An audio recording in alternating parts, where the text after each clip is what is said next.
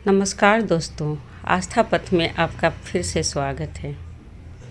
आज 10 महाविद्या की प्रथम शक्ति माँ काली की बात करते हैं। काली तारंत रूपम ताम सर्वविद्या निदर्शनम। माँ काली मृत्यु, संहार और परिवर्तन की देवी है। वो समय से भी परे हैं, इसीलिए उन्हें महाकाली कहते हैं। उनका रूप बेहद विकराल है।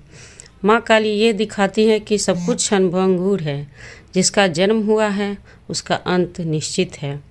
सच्चा साधक मृत्यु से नहीं डरता है और वह उसे मुक्ति का द्वार मानता है। इनका ध्यान मंत्र है ओम क्रीम कालिकायै नमः। माँ काली के पुराणों में वर्णित कथा के अनुसार देवताओं और असुरों के युद्ध में देवता बुरी तरह पराजित होकर माँ आदि शक्ति दुर्गा से प्रार्थना की कि माँ मुझे बचाइए। तब माँ आदि शक्ति से काली का प्रकाट्य हुआ था। माँ काली का रूप अत्यंत भयानक था। जिस राक्षस ने देवताओं को हराया था वह रक्तबीज था। उसका रक्त गिरते ही वहाँ लाखों रक्तबीज पैदा हो जाते थे।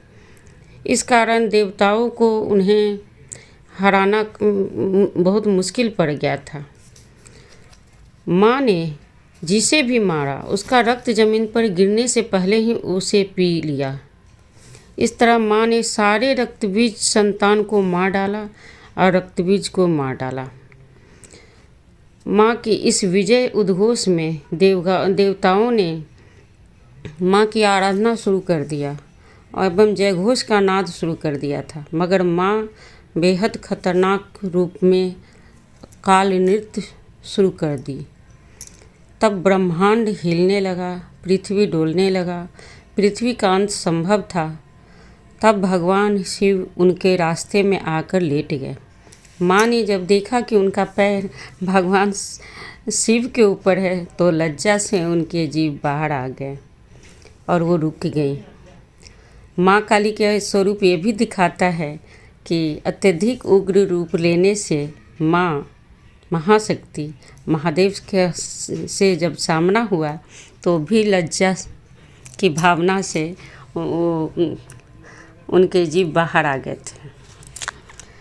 जीवन में जब कभी आपको ये लगे कि आप चारों तरफ से पीड़ित हैं, आपके अंदर या तो किसी भी तरह का भय है या आपका स्वास्थ्य बेहद ख़राब रहता है या आप बेहद उग्र रहते हैं या आप बेहद क्रोध में रहते हैं, आपके अंदर बहुत सारी निगेटिविटी है, तो आप माँ काली के चित्र के सामने अथवा उनका कोई भी स्वरूप हो या आप मंदिर में जाते हो, वहाँ आप कल्पना करें कि माँ काली के यंत्र के बीच में आप खड़े हैं और माँ काली अपने खड्ग से आपके जितने भी जीवन की नकारात्मकता हैं उसको काट रही है।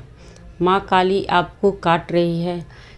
जितने भी आपके जीवन में विषमताएं हैं, संकट है, उन सबको माँ अपने ही खड्ग से काट रही हैं और वहाँ रक्त की धार बह निकली है। और पुनः आप कल्पना करें कि आप सजीव हो रहे हैं, आपका शरीर बिल्कुल ठीक है, आपके जो मन है वो बिल्कुल प्रफुल्लित है। आप खुद में जो बदलाव देखना चाहते हैं वो सब आप कल्पना करें कि एक तरफ आप कल्पना करेंगे कि आपकी खड्ग से पूरा माँ का कट कर रही हैं और वहाँ चारों तरफ रक्त है। और फिर दोबारा कल्पना करें कि आपका पुनः जन्म हुआ है।